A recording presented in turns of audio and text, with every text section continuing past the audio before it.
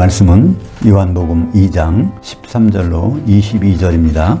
유대인의 유월절이 가까운지라 예수께서 예루살렘으로 올라가셨더니 성전 안에서 소와 양과 비둘기 파는 사람들과 돈 바꾸는 사람들이 앉아 있는 것을 보시고 노끈으로 채찍을 만드사 양이나 소를 다 성전에서 내쫓으시고 돈 바꾸는 사람들이 돈을 쏟으시며 상을 엎으시고 비둘기 파는 사람들에게 이르되 이것을 여기서 가져가라. 내 아버지 집으로 장사하는 집을 만들지 말라 하시니 그 제자들이 주의 집을 사모하는 열심히 나를 삼키리라고 기록된 것을 기억하더라.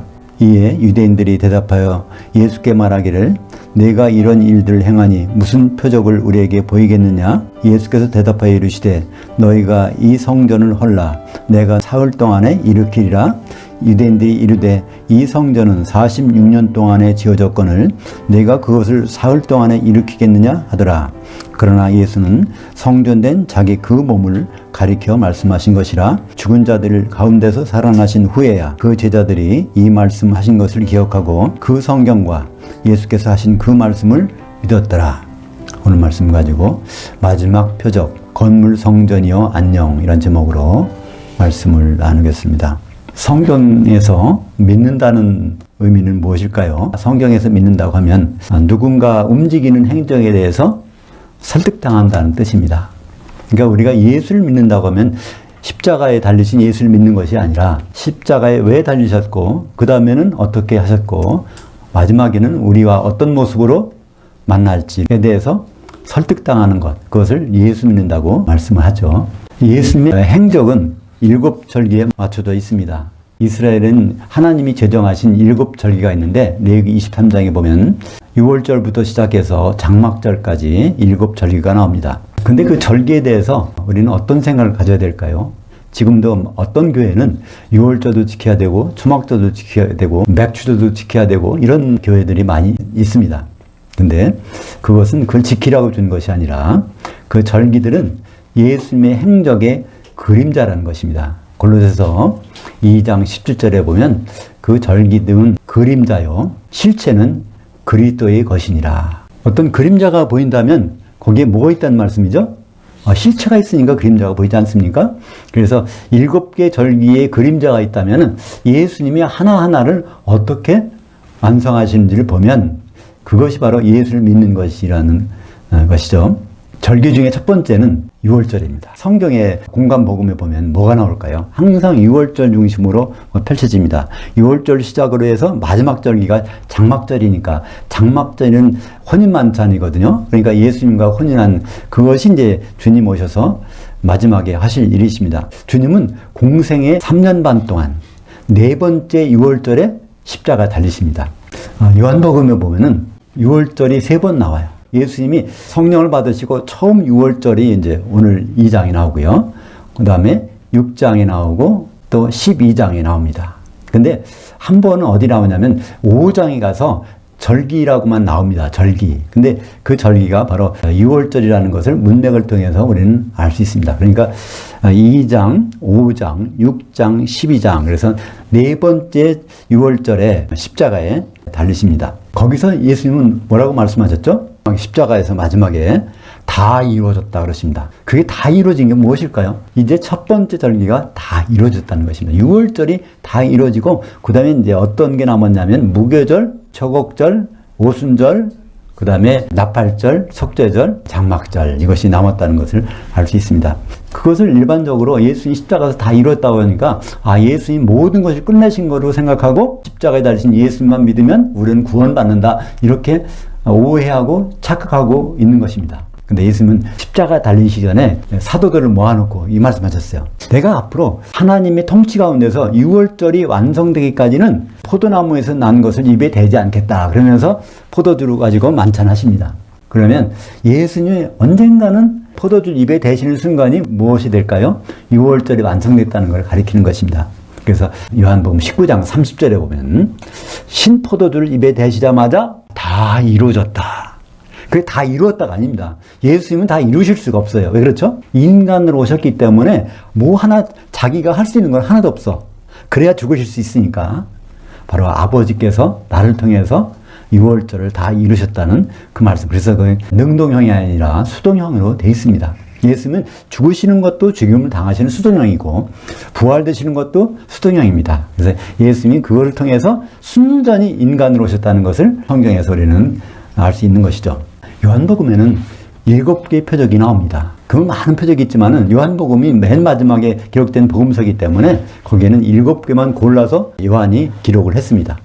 첫 번째는 지난번에 본 대로 물을 포도주로 만드신 것이고 2장에, 두 번째는 4장에 가서 왕의 신하의 아들을 치유해 준 것이고, 세 번째는 38년 된 병자를 베데스의 물가에서 치유하신 것이 5장에 나오죠.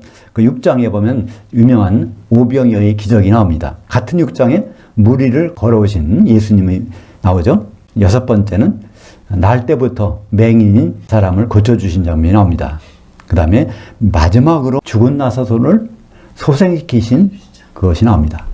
그 예수님 표적을 우리가 딱 생각할 때, 첫 번째 표적은 가나 혼인잔치에서 물로 포도주를 만드신 거고, 마지막 표적은 죽은 나사로를 살리신 거라고 이렇게 생각하는데, 그게 다가 아닙니다. 마지막 표적, 8번째 표적이 있고, 그게 마지막 표적입니다. 그러니까 7가지 표적은요, 예수님이 생전에 하신 것이고, 그 다음에 마지막 표적은요, 예수님이 죽고 부활하시면서 이루신 표적입니다. 근데 우리는 이 마지막 표적에 대해서는 신경을 안 써요. 다 예수님이 살아서 뭐 하신 것만 신경 쓰는데, 예수님은 그 마지막 표적이 예수님이 하신 핵심적인 표적인 것입니다. 그러니까 예수님이 오늘 말씀 중에 이 성전을 헐라, 그러면 내가 다시 일으키리라. 이게 마지막 표적을 여기서 말씀하신 거거든요. 오늘 본문 중에 18절에 이에 이 유대인들이 대답하여 예수께 말하기를 내가 이런 일들을 행하니 무슨 표적을 우리에게 보이겠느냐. 그래서 무슨 표적을 보이겠느냐 해서 여기에 대답한 것이 바로 이 마지막 표적입니다. 8번째 표적이라는 것이죠. 성전을 건축하시겠다는 것입니다. 성전이란 무엇일까요? 오늘 여러분들은 어떻게 보면 성전에서 예배를 드리고 있습니다. 새로운 성전이죠. 교회가 지금은 성전이니까. 근데 구약 성도들은요, 성전하면 무슨 생각이 들었을까요? 야, 이거 죽는 게 아니야? 왜냐하면 성전에서는 하나님을 만나는 유일한 곳입니다. 근데 하나님을 그냥 만날 수 있나요? 하나님을 직접 만났다가는 다 죽습니다. 근데 하나님은 왜 성전에서만 인간을 만나 주실까요? 죄악이 가득 찬 인간들이 하나님을 만나면은 즉사하기 때문에 우리를 불쌍히 여기셔서 하나님은 장소를 정해놓고 내가 거기 있을 테니까 거기서 나를 만나자 하시는 것입니다. 성전에는 무슨 장치가 있을까요? 거기에는 특별한 안전장치가 있습니다. 그것을 성경에서는 휘장이라고 합니다. 성전에 성소와 지성소가 있는데 그 사이에 휘장이 있어요. 가로가 4.5m, 높이가 4.5m. 굉장히 큰 휘장이 있어서 안전합니다. 거기에 하나님 지성소에 계시는데 그 앞 성소에 있어도 안전해요. 왜 안전할까요? 이 휘장이 있어가지고 하나님과 직접 대면 안 하니까 안전하게 되는 것입니다. 근데 그 지성소에는 1년에 한 번 대제사장이 속죄절에 한 번 들어갑니다. 모든 사람의 죄를 짊어지고 하나님 앞에 고해서 용서받는 날이죠. 거기 들어가는데 그때도 대제사장은 안전장치를 하고 들어갔습니다. 딸랑딸랑하는 종을 달고 허리에다가 끈을 매서 끈이 휘장 바깥까지 가게. 그래서 만약에 대제사장이 거기 들어가는 날, 거기 들어가는 경우는 이제 두 가지 경우입니다. 가서 죽느냐, 그냥 살아나오느냐. 얼마나 위험합니까? 우리는 그냥 여기 교회에서 편한 예배 드리고 있지만은 사실 하나님 앞에 예배 드린다는 것은 그만한 위험이 있는 것입니다. 그 위험을 불구하고 예배를 드리는 것이죠.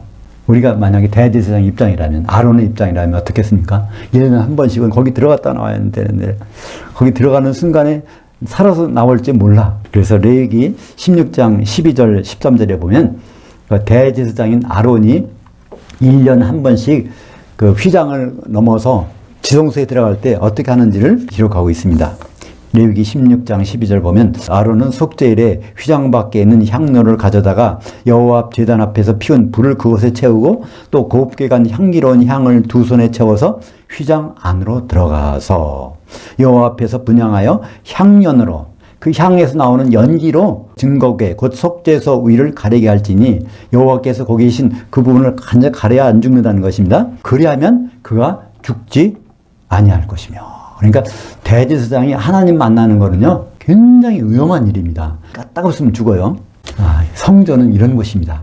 하나님과 우리가 만나는 장소인데 이렇게 위험한 것이 도사리고 있지만 하나님은 특별한 안전장치를 통해서 보호해주고 계신 것입니다. 주님은 언제 부활하셨죠? 초국절 날 부활하셨습니다. 그러니까 6월절 십자가 달리시고 이제 무교절 동안에 음부에 가셔서 5개의 영들에게 복음을 전하시다가 3일 72시간 후에 부활하셨는데 그 부활한 날을 우리는 초곡절, 곡식단이 흔들리는 날이라고 해서 부활하신 날이라고 여깁니다. 그때 이제 부활하셔야 되는데 그때 부활하시려면 어떤 일이 있을까요? 예수님은 그냥 죽었다가 살아나시면 안 됩니다. 반드시 무슨 일이 있죠? 요나의 표적을 보이신다고 했습니다. 그죠?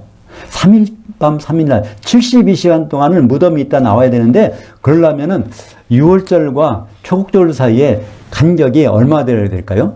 72시간 돼야 됩니다. 그러니까 반드시 예수님은 수요일 날 죽으셔서 수요일 날 저녁에 무덤에 들어가셔야 목요일, 금요일, 토요일 다음 날이 바로 안식일 다음 날이니까 그때 부활하시는 것입니다. 그래서 예수님은 네 번째 6월절에 십자가 달리신 이유가 있어요. 다른 날들은요, 그 죽으시고 부활하시는 때 사이가 72시간이 안 되는 해였어요. 근데 마침 네 번째 6월절 날은 바로 수요일 날 죽으시고 토요일 날 저녁에 부활하실 수 있는 그런 날이었습니다. 마태복음 12장 40절에도 예수님 직접 말씀하십니다. 요나가 사흘밤과 사흘낮 동안 큰 물고기 뱃속에 있었던 것 같이 인자도 사흘밤과 사흘낮 동안 그 땅 속에 있으리라. 이것이 요나서 1장 17절에 나온 그것을, 그러니까 구약 성경은 어떤 용도로 사용되죠? 예수님이 직접 말씀하셨습니다. 구약 성경에서 너희들이 영생 얻어보려고 구약 성경을 잘 지켜서 1000년 동안 살아보려고 하지만은 구약 성경은 그 용도가 아니다. 그러면서 이 구약 성경이 내게 대해서 증언하는 것이니라. 그러니까 구약 성경에서 요나서 1장 17절도 72시간 동안에 땅속에 있다 나온다는 것을 말씀하신 것입니다. 예수님은 율법의 1.1획도 다 이루시는 분입니다. 그래서 예수님은 네 번째 6월절에 십자가에 달리신 것입니다. 주님은 성경대로 죽임당하시고 성경대로 부활하셨습니다. 고린도전서 15장 3절과 4절에 말씀하고 있는 것입니다. 그래서 예수님의 행적이 궁금하십니까? 예수님의 과거 행적, 미래의 행적, 그것은요 성경에 자세히 기록되어 있습니다. 구약 성경과 신약 성경에 자세히 기록되어 있으니까 그 행적대로 믿어야 결국은 혼인만찬에 들어가는데, 그렇지 않으면 예수님 만나서 어디로 갈지 모릅니다. 옛날 대제사장이 성전의 휘장 안에 들어가서 살아서 나올지 죽어서 나올지 모르는 것처럼 우리 기독교인들은요 예수님 만나가지고 그때 1000년 동안 살 수 있는지, 그때 지옥에 가서 1000년 동안 있어야 되는지가 그때 결정되는 것입니다. 이렇게 성전은 참 중요한 것이고 아주 치명적인 것입니다. 오늘 말씀 중에 유대인들이 예수님에게 물어봅니다. 6월 첫 번째 6월절 날 예루살렘에 가서 그 성전을 청소하고 있는데 그 부분을 보고서 유대인들이 질문한 것입니다. 그러니까 유대인들이 무슨 표적 보이겠냐고 하니까 2장 19절에 너희가 유대인들이 이 성전을 헐라 내가 사흘 동안에 일으키리라. 근데 여기서 우리는 한번 유심해 볼 것이 있어요. 나중에 3년 후에 예수님이 6월절에 맞춰서 죽으러 가셨는데 그때 대제사장 뜰에 끌려간 적이 있었죠. 가룟 유다가 예수님 팔아가지고 예수님이 대제사장 뜰에 끌려갔습니다. 그때 대제사장 앞에서 거짓 증언하는 사람이 나와요. 뭐라고 말했겠습니까? 그 사람들이 말하는 것은 자기가 성전을 헐고 자기가 성전을 새로 짓겠다고 하는 증언을 했다는 것입니다. 그 말이 맞을까요? 근데 예수님은 그런 말을 한 적이 없습니다. 예수님이 성전을 헐겠다는 말씀하신 적이 없어요. 뭐라고 말씀하셨습니까? 다시 볼까요?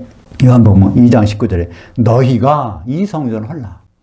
유대인들이 성전을 헐면은 내가 3일 동안에 일으키겠다는 것입니다. 그러니까 성전 누가 헐어요? 예수님 하는 것이 아닙니다. 그들이 헐니다. 그러니까 결국은 그들의 손에 예수님이 죽으시고 부활하신다는 것을 말씀한 것이죠. 건물을 성전으로 생각한 유대인들은 주님께 반문합니다. 요한복음 2장 20절과 21절 이 성전은 46년 동안의 지었건을 네가 사흘 동안에 일으키겠느냐 하더라. 그러나 예수는 성전된 자기의 그 몸을 가리켜 말씀하신 것이라. 그러니까 예수님 당시의 성전, 그건 헤롯이 46년 동안 지었단 말입니다. 근데 46년 동안 지은 것을 3일 동안에, 그러니까 초고속 건축 기술이 있는 것도 아니고 빛의 속도로 건축하는 것도 아니고 어떻게 이걸 했겠느냐, 이런 이제 유대인들이 반문을 하는 것이죠. 근데 예수님은 십자가 달릴 때 사실상 성전이 허물어졌습니다. 눈에 보일 때는 성전이 멀쩡하지만요, 성전의 가치가 완전히 없어졌어요. 왜 없어졌을까요? 성전에 있는 휘장이 무용지물이 됐어요. 그걸 어떻게 할 수 있죠? 누가복음 23장 44절부터 45절까지 육시가 되어 해가 빛을 잃고 온 땅에 어둠이 가득하여 제 9시까지 계속하여 유대인의 시간은 6시간을 더하면 우리 시간이 됩니다. 6시라면 12시고요. 9시에 달려졌는데 12시에 이제 그때 캄캄해지면서 오후 3시까지 그렇게 되더니 그 성전의 휘장이 한가운데가 찢어지더라. 예수님은 영문 밖에, 성 밖에서 십자가 달리셨는데 그때 어떤 일이 벌어질까요? 예루살렘 성전에 있는 지성소와 성소 사이 휘장이 4m 50 되는 거에 위부터 쫙 갈라진 것입니다. 그러면 무슨 일이 벌어져야 될까요? 6월절 날 제사를 지내던 제사장들과 대제사장이 그 안에 있는데 성전이 그냥 휙 잘라져 버렸어요. 그 성전이 하나님이 계셨다면 어떤 일이 벌어져야 되죠? 거기 있는 제사장들은 다 몰살하는 것입니다. 그죠? 근데 그 사람들에게 끄떡없어요. 그 사람이 죽었다는 얘기는 성경에 어디가 없습니다. 그 얘기는 이미 예수님이 십자가 달려서 피를 흘리는 순간에 건물 성전은 더 이상 효력이 없다는 것입니다. 그래서 우리는 지금 여기에서 있는 것은 바로 예수님의 육체가 휘장이 돼서 우리는 안심하고 예배를 드릴 수 있는 것이죠. 히브리서 10장 19절 20절에 보면 그것을 직접 설명해 주고 있죠. 그러므로 형제들아 우리가 예수의 그 피를 힘입어 그 성소들에 들어갈 담력을 얻었나니 그 길은 우리를 위하여 그 휘장 가운데로 열어놓으시는 새로운 살 길이요 그 휘장은 곧 그의 육체니라. 예루살렘 성전에 있던 그 휘장이 십자가에 달리신 예수님으로 바뀌었다는 것입니다. 그러니까 우리는 예수님을 통해서만이 하나님을 만날 수 있어요. 예수님 십자가의 보혈을 통해서만이 하나님 만날 수 있죠. 그렇지 않고 만나면 즉사합니다. 그래도 만났다고 하는 사람들은 만난 것이 아니죠. 사람은 그리스도 안에서만 안전하게 하나님을 만날 수 있습니다. 우리가 이렇게 예배 드린다는 것도 참 은혜입니다. 우리도 모르는 은혜예요. 우리가 안다면 예수님이 휘장이 되어주셔서 우리가 안전하게 하나님을 만날 수 있구나. 이게 얼마나 은혜인가요? 구약 성도들을 한번 생각해 보시면 우리가 얼마나 안전한 곳에서 예배를 드릴 수 있는지를 생각할 수 있지 않습니까? 그 시간 이후로 부활하신 주님의 몸이 성전이 됐고 그해 오순절부터는 교회가 성전이 됐습니다. 더 이상은 건물이 성전이 아닙니다. 우리는 이 교회를 건축할 때 성전 건축을 한다, 성전 건축 헌금을 내자 이런 말을 하는데요. 그것은 사실은 옳지 않은 말입니다. 성전은 더 이상 건물이 아니라 성도들이 예수 이름으로 모인 곳이 바로 성전이 되는 것이죠. 그럼 이 건물은 무엇일까요? 예배당입니다. 예배드리러 모여 있는 것이죠. 고린도전서 3장 16절에 보면 그래서 무엇이 성전인지 성전 안에는 누가 계신지를 말씀해 주고 있습니다. 너희가 하나님의 성전인 것과 고린도 교회 성도들에게 말하고 있는 거예요. 너희가 하나님의 성전인 것과 그 하나님의 그 영이 너희 가운데 계시는 것을 알지 못하느냐?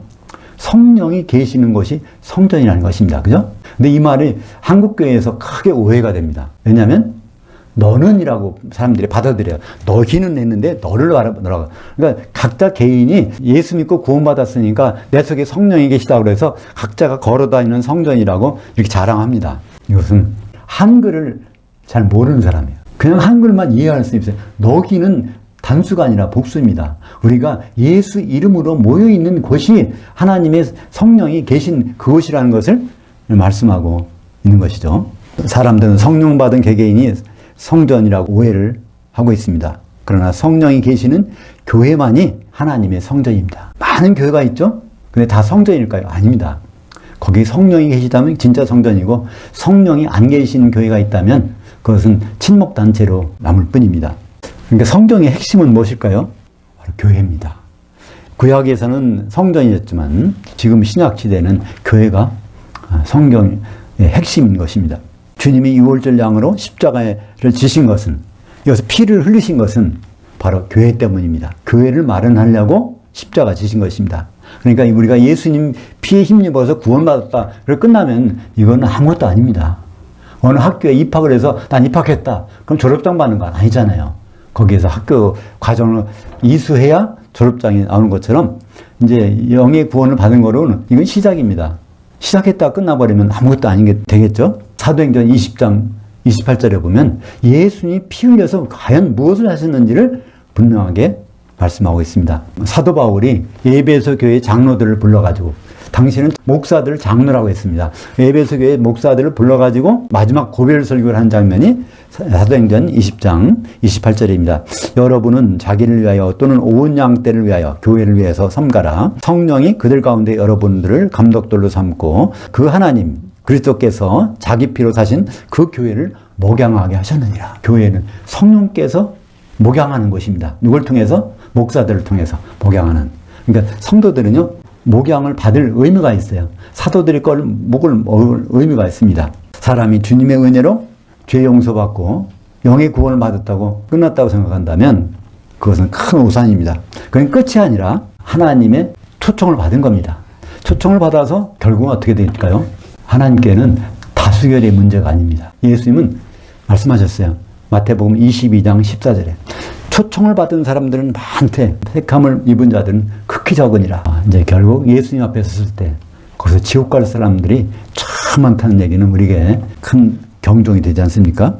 그럼 우리는 어떻게 해야 될까요? 우리 교회는 어떻게? 고린도전서 6장 19절 20절 너희 그 몸 교회는 너희가 하나님으로부터 받아 소유하는 바 너희 가운데 계신 교회 가운데 계신 성령의 성전인 줄을 알지 못하느냐? 너희는 값으로 산 것이 되었으니 개인이 아니라 교회는 값으로 산 것이 되었으니 그런즉 너희 그 몸으로 너희가 교회를 통해서 그 하나님께 영광을 돌리라. 그러니까 우리는 하나님께 영광 돌리는 방법은 개개인이 돌리는 것이 아닙니다. 반드시 교회를 통해서 하나님께 영광을 돌리는데 과연 어떻게 하는 것이 하나님께 영광을 돌리는 것이 될까요? 영광이란 단어는 하나님의 비밀한 것이 겉으로 활짝 드러나는 것입니다. 비밀인 줄 알았는데 그것이 시간이 지나서 겉으로 나타난다는 것입니다. 하나님의 큰 비밀이 무엇일까요? 에베소서 5장 31절과 32절 그러므로 남자가 그 부모를 떠나 그의 아내와 합해서 그 둘이 한 육체가 될지니 이 비밀이 크도다. 이게 감춰진 큰 비밀이 이제 드러나야 되는데 그 드러나는 것이 뭘까 설명이 되어 있습니다. 32절 보면 거기에 난 그리스도를 향하여와 교회를 향하여에 대해서 말하노라. 그러니까 지금의 그리스도, 지금의 교회가 아니라 앞으로 교회가 그리스도가 어떤 모습으로 되는지, 교회가 어떤 모습으로 되는지 그것이 함께 만나는 그 현장이 바로 하나님의 영광을 받으실 그 현장이라는 것입니다. 우리는 그래서 구원을 받았고 교회를 이뤘고 하나님이 교회를 통해서 하고 계신 그 계획이 있으시다는 겁니다. 그 하나님의 영광이 드디어 일어나는 장소가 있습니다. 언제일까요? 장막절입니다. 요한계시 19장 7절부터 8절까지 우리가 즐거워하고 크게 기뻐하며 그에게 영광을 돌리세. 그러니까 하나님께 영광을 돌리려고 하는데 그 영광 돌리는 현장이 있습니다. 예수님을 만나서 혼인잔치가 벌어진 장면이죠. 그 어린 양이 혼인이 이르렀고 그의 아내가 자신을 준비하였으므로 그녀에게 빛나고 깨끗한 한 세마포, 한 벌의 세마포 옷을 누가 입고 있어요? 성도들이, 이기는 성도들이. 그 세마포 옷은 성도들의 의로움들이더라. 신부, 아내는 하나인데 거기에는 여러 성도들이 성령으로 하나가 된 그 모습이 바로 하나님께 영광 돌리는 그 마지막 장면이라는 것입니다. 성령으로 하나 된 성도들이 한 세마포 옷을 입은 그의 어린 양의 아내인 것입니다. 이제 건물은 아무리 멋있게 졌어도 교회들 멋있게 진 건물 많죠. 아무리 건물이 멋있게 졌어도 더 이상은 성전이 아닙니다. 왜냐하면 휘장이 찢어졌기 때문입니다. 어떤 교단이나 어떤 목사님들은 그래요. 이제 주님 오실 때가 가까워 됐으니까 제3성전이 건축돼야 된다. 그래서 제3성전 거기로 오실 테니까 그런 준비를 하는 데가 있습니다. 제3성전을 짓겠다고 준비하는 데가 있습니다. 근데 그건 발장 헛일입니다. 왜 헛일일까요? 건물의 휘장은 찢어졌어요. 거기다 다시 소가적으로 만든다고 해도 거기는 하나님이 안 계십니다. 이미 하나님의 성전은 예수님 몸이 되셨다가 이제는 교회가 하나님의 성전입니다. 우리가 주님을 모시는 곳은 어딜까요? 우리 교회가 주님 오실 때 7교회가 성전이 이루어서 거기서 주님을 만나게 될 것입니다. 그 성전은 이제 공중에서 성도들을 통해서 이루어집니다. 지상에서 아무리 좋은 재를 가지고 제3성전을 짓는다고 해도 거기는 주님과는 상관이 없는 것이죠. 진짜 휘장 대신 그리스도의 그 몸이 이제는 교회입니다. 교회와 주님은 공중에서 만나게 됩니다. 성전의 최종 모습을 한번 보실까요? 어떤 모습인지. 요한계시록 21장 22절 그 성, 새 예루살렘 성 안에서 내가 성전을 보지 못하였으니 이는 주 하나님 곧 전능하신 이와 및 그 어린 양이 그 성전이심이라. 새 예루살렘 어린 양의 신부 자체가 거기에 예수님과 한 몸이 되었으니까 그것 자체가 하나님이 거주하시는 성전이라는 것입니다. 그리스도와 교회가 합해서 한 몸 된 새 예루살렘 성, 그 자체가 진짜 성전입니다. 성전은 인간이 하나님을 만날 수 있는 유일한 장소입니다. 근데 성전은 건물이었다가 예수님이 부활하신 몸이었다가 지금 교회였다가 이제 새 예루살렘이 성전이 되는 것입니다. 성전은 안전장치가 있어야 성전입니다. 예수님이 휘장을 찢으시고 예수님 육체로서 그 성전을 만드신 다음에 예수님 몸을 이제 우리에게 의탁하셨습니다. 우리 가운데 성령이 계시고 이제 성전이 되셨는데 이것은 앞으로 올 진짜 성전의 모형인 것이죠. 갈라디아서 3장 27절 누구든지 그리스도를 향하여 세례를 받은 자는 그리스도로 옷 입었느니라. 우리가 한 세마포 옷을 입게 될 텐데 정말 예수 그리스도의 옷이라면 무엇이 지금 옷일까요?